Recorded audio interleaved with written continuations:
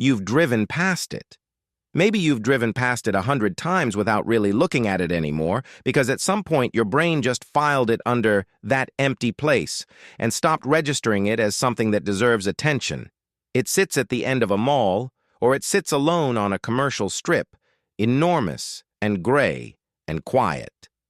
The windows are dark or covered from the inside. The parking lot in front of it is cracked in places, with weeds coming up through the asphalt. The sign is either gone completely or it's still there, faded to a pale ghost of whatever color it used to be. The letters dull and weathered, the logo barely readable. You know what that building used to be. It used to be Sears.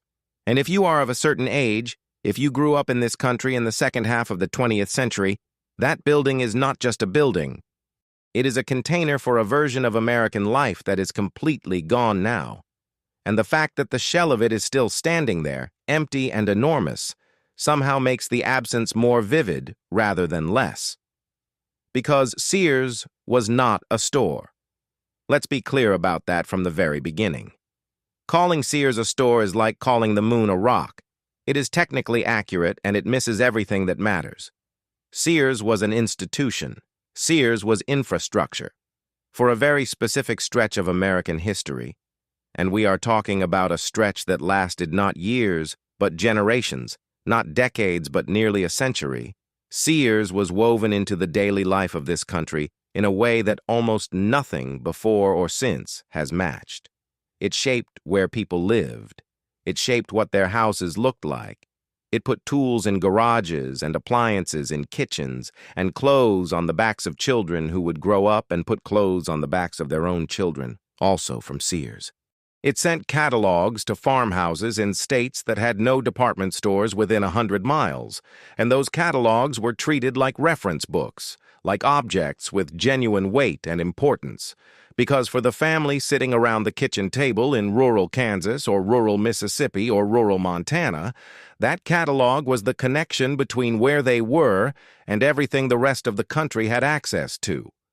To understand how Sears fell, you have to understand first how completely and thoroughly it once dominated. Not as a business fact, but as a lived reality. You have to understand what it meant, what it felt like, what it was. And then you have to understand how something that enormous, that embedded, that seemingly permanent, disappeared. Let's start at the beginning. The actual beginning. It is 1886. A young man named Richard Warren Sears is working as a station agent for the railroad in North Redwood, Minnesota. He is 23 years old. A local jeweler has refused a shipment of watches, and Sears, sensing an opportunity, buys the watches himself and sells them to other station agents along the line, communicating by telegraph, moving the inventory down the railroad network. He makes a tidy profit. He does it again and again. By 1887, he has moved to Chicago and started a mail-order watch company. He hires a watchmaker named Alva Roebuck to handle repairs and fulfillment. By 1893, the company is called Sears, Roebuck and Company, and it has expanded well beyond watches. It is selling jewelry, silverware, firearms, saddles, bicycles, baby carriages, and dozens of other things to customers all across the country who order from a printed catalog and receive their goods by mail. The timing is not accidental. The railroad network that Sears had worked on as a young man had, by the 1880s and 1890s, connected virtually every corner of the United States to the national economy in a way that had never been possible before. You could put something on a train in Chicago and have it in a rural town in Georgia or Nebraska or Oregon within days. The infrastructure for a national mail-order business existed for the first time in history. Richard Sears saw it before almost anyone else. And then there was the catalog. The Sears catalog is one of the great artifacts of American cultural history, and it does not get nearly enough credit for what it actually was and what it actually did. In the 1890s, if you lived in a city, you had access to department stores, specialty shops, markets, all of the commerce that urban density makes possible. But if you lived in rural America, and in 1890, Roughly two-thirds of the American population lived in rural areas. Your options were limited. You had the local general store, which had limited selection and which could charge whatever it wanted because it had no competition. You might have a traveling salesman come through occasionally. That was more or less it. The Sears catalog changed all of that overnight. Suddenly, a farm family in the middle of nowhere had access to the same goods as someone living in Chicago. The same stoves, the same furniture, the same clothing, the same tools, the same medicines, the same toys. And at prices that were dramatically lower than what the local general store charged, because Sears was buying at enormous scale and passing the savings on. The catalog arrived in the mail, and it was treated with a reverence that is hard to overstate. Families kept it. Children looked through it for hours. It was aspirational and practical at the same time. You could dream about what you might one day order, and you could also order the thing you actually needed right now. The catalog ran to hundreds of pages. By the early 1900s, it was over 1,000 pages, covering virtually every category of goods a household could need. People called it the Wish Book. Think about what that name means. The Wish Book. This was not just a shopping catalog. It was a document of desire and possibility. It was a physical object that connected ordinary American families to the idea that they could have things, good things, well-made things, at a fair price. In a country where the promise of upward mobility was central to the national identity, the Sears catalog was a tangible expression of that promise. Here is what exists. Here is what it costs. Here is how you get it. Julius Rosenwald, who became the dominant partner in the company in 1895 after Alva Roebuck sold his stake, understood this profoundly. He was one of the great business minds of the early 20th century and also one of the great philanthropists. He later funded the construction of thousands of schools for black children in the rural South, at a time when the government was doing nothing of the sort. His vision for Sears was not just commercial. He genuinely believed the company was performing a democratic function, bringing affordable goods to people who had been shut out of the consumer economy by geography and by the exploitation of local monopolies. Whether you think that framing is completely sincere or partly self-serving, the effect was real. Sears was genuinely and dramatically making life better for millions of American families who had previously had very few options. By 1906, the company went public. By 1908, it was the largest retailer in the United States. By 1914, it had built a massive new headquarters and fulfillment center in Chicago, a campus that covered 40 acres and employed thousands of workers, processing tens of thousands of orders every single day. Merchandise came in one end on one set of railroad tracks, was sorted and packaged and labeled with extraordinary logistical precision, and went out the other end on another set of tracks, heading to every state in the country. This was not a store. This was a machine, a national distribution machine operating at a scale that had never existed before, and then came the houses. Between 1908 and 1940, Sears sold somewhere between 70,000 and 75,000 complete homes through its catalog. You read that correctly. You could order a house from Sears, a complete house. You would select a design from the catalog. There were dozens of models ranging from modest cottages to substantial multi-story homes, and Sears would ship you the entire thing. All of it. The lumber, pre-cut to specification, the nails, the screws, the hardware, the windows, the doors, the roofing material, the plumbing fixtures, the paint. All of it arrived by railroad freight car with a detailed instruction manual, and you and your neighbors would assemble it. These homes were called honor-built homes, and they were genuinely well-made. The lumber was high quality. The designs were solid and practical. They came with a guarantee. And the price, which varied by model and era but generally ran from a few hundred to a few $1,000s, was dramatically lower than what a local contractor would charge to build something comparable. Tens of thousands of these homes are still standing across the United States right now. There are neighborhoods in various American cities where a significant percentage of the houses on the street are Sears homes, though most of the people living in them have no idea. Architectural historians have developed methods for identifying them. Particular window placements, particular framing techniques, particular hardware that Sears used consistently across all its models. People discover their house is a Sears home and feel a specific kind of awe at the connection to history. Think about what it means that a retailer sold you your house.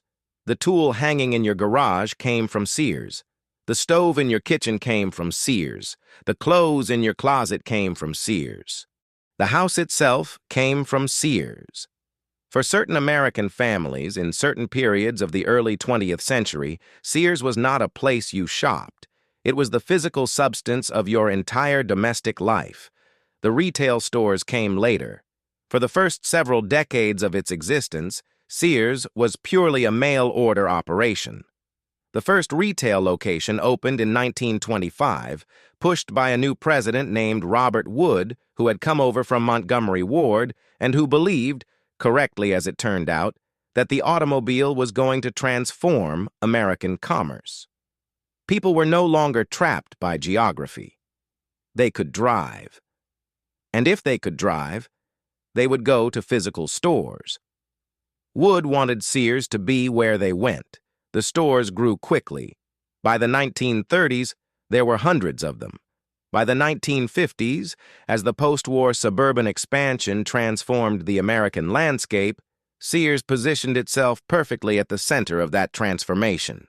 The new suburban shopping centers being built all across the country needed anchor tenants, large, reliable, nationally known stores that would draw customers and justify the investment. Sears was the anchor tenant, almost always. In mall after mall, in city after city, across every state in the country, the largest space, the most prominent position, was Sears. Walk through the door, and the scale of it hit you immediately. These were not small spaces. A typical Sears store in its prime was enormous by the standards of any other retailer, multiple floors in many locations. Department after department stretching out in every direction. Appliances here, refrigerators, washing machines, dryers, dishwashers, all lined up in rows with little cards showing the features and the price. Hardware and tools in another section, craftsman tools in their distinctive red and silver packaging, and the promise, that famous lifetime guarantee on craftsman hand tools, the promise that if it ever broke for any reason you could bring it back and get a new one. No questions. People took that seriously. People still have craftsman tools that their fathers bought in the 1960s. Automotive services in the back or sometimes in a separate building nearby. You could drop your car off at Sears for tires, for a battery, for an oil change. Clothing on another floor, everything from work clothes to school clothes to Sunday clothes, affordable and reliable and available in sizes that fit real people rather than the narrow range that more upscale stores tended to carry. Shoes, furniture, sporting goods, toys, jewelry, paint, lawn and garden, bedding and towels, electronics as that category grew through the decades. You could furnish an entire house at Sears. You could clothe an entire family at Sears. You could fix your car, repair your roof, plant your garden, and outfit your children for the school year, all in one building, all in one afternoon. The Die-Hard battery, the Kenmore appliance, the Craftsman tool. These were not just Sears brands. These were American brands, deeply trusted, deeply familiar, the kind of names that people specified by name when they were talking about what they owned. I've got a Die-Hard in that car, it'll be fine. We've had that Kenmore for 30 years, never had a problem. These products were genuinely excellent, and people knew it through direct personal experience passed down across generations. In 1969, Sears began construction on a new headquarters in Chicago. The building would be called the Sears Tower, and when it was completed in 1973, it was the tallest building in the world. Not one of the tallest, the tallest. The single most prominent point on the skyline of the third largest city in the United States bore the name of a retailer. Think about what that says about where the company stood in the American imagination at that moment. This was a company so large, so successful, so confident in its own permanence and dominance that it built the tallest building on Earth as its office. At its peak in the 1970s, Sears employed roughly 350,000 people in the United States. It held a full 1% of the American gross domestic product. 1% of everything the entire country produced, bought, and sold passed through Sears in some form. It was the largest retailer in the world. It was the largest employer in several states. The Sears catalog, the Wish Book, was still arriving in mailboxes across the country, still being pored over by families planning purchases, still carrying that weight of possibility and promise that it had carried since the 1890s. The company seemed immovable. It had survived the Great Depression, when it had restructured and adapted and come out stronger. It had survived World War II. It had survived every shift in the retail landscape for nearly a century. Why would anything be different now? The first signs were subtle. In the late 1970s and into the 1980s, something was changing in American retail that Sears was slow to recognize. The old model, be everything to everyone, carry every category, serve every demographic, be the reliable middle of the market, was beginning to fracture. New kinds of competitors were emerging that did not try to do everything. They picked one thing and did it with a focus and an efficiency that Sears, trying to be everything, could not match. Kmart had been there since the 1960s, but in the 1980s it was finding its footing as a true discount mass merchant. More importantly, a company based in Bentonville, Arkansas, that had started as a single-dime store in 1962 was beginning to expand beyond its regional roots. Walmart was coming. And Sam Walton had built something that was genuinely different from anything that had existed before. A relentless, obsessive focus on the lowest possible prices, enabled by supply chain and logistics innovations that were, in the early 1980s, years ahead of anything Sears was doing. At the other end of the market, specialty retailers were emerging. Home Depot opened in 1978 and began systematically taking away the hardware and home improvement customers who had been going to Sears for those categories. Circuit City and Best Buy were taking electronics customers. The Limited and Gap were taking clothing customers. Foot Locker was taking shoe customers.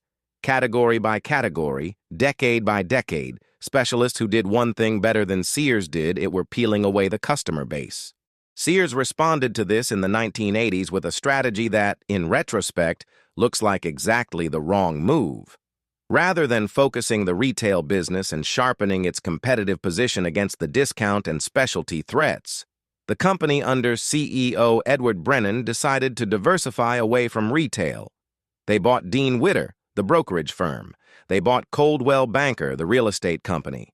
They launched the Discover Card. The thinking was that Sears already had relationships with tens of millions of American consumers. Why not leverage those relationships to sell them financial services? Why not make Sears a one-stop shop not just for goods, but for mortgages and investments and credit cards? There was something almost poignant about this strategy. It was, in a way, the same instinct that had made Sears great.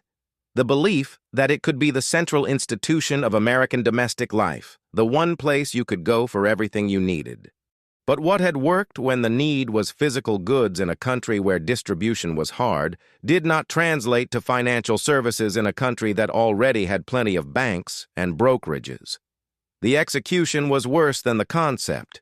The retail business suffered from neglect and underinvestment, while management attention went toward the financial diversification. The stores got older, the merchandise got less competitive, the service got inconsistent.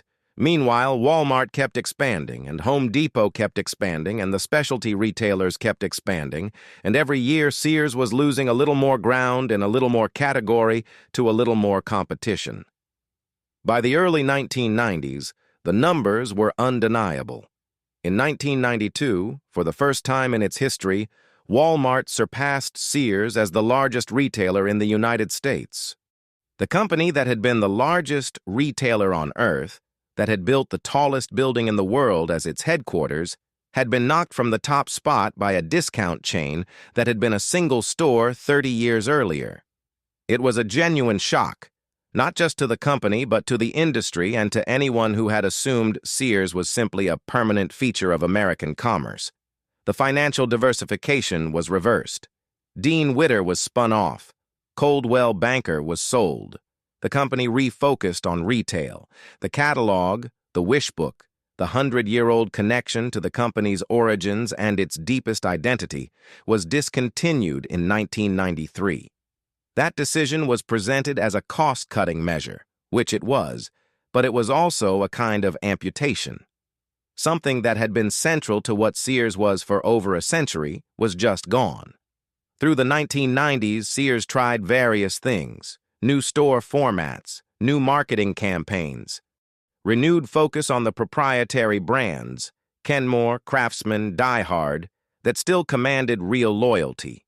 There were periods when the numbers improved and it looked like the turnaround might be working. There were periods when it felt like the company was finding its footing again. But the structural problem was never fully addressed. The stores were still in malls, and malls were beginning their own long, slow decline as big-box retailers outside the mall drew customers away. The merchandise was still caught between discount and specialty, not cheap enough to beat Walmart, not focused enough to beat the specialists. The customer experience in the stores was inconsistent, sometimes good, often indifferent, occasionally genuinely bad. And then came the Internet. Amazon started in 1994 as an online bookseller and began expanding into other categories through the late 1990s. In the early 2000s, as broadband spread and online shopping became easier and more trusted, Amazon started to become the thing it would eventually become. The everything store, the place where you could buy virtually any category of goods from your computer and have it delivered to your door. If you are looking for historical irony, consider this.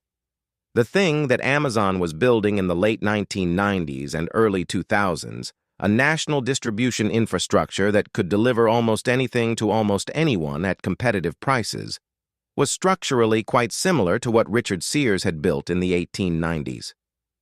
The catalog had been replaced by a website.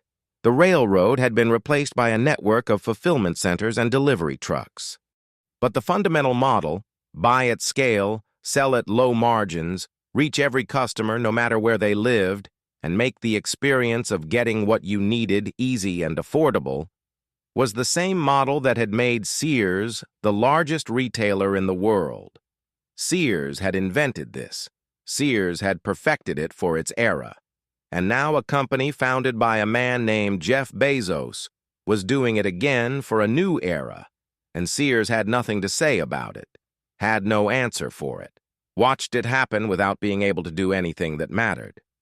The decisive blow came not from Amazon directly, but from a merger that made an already troubled situation catastrophic.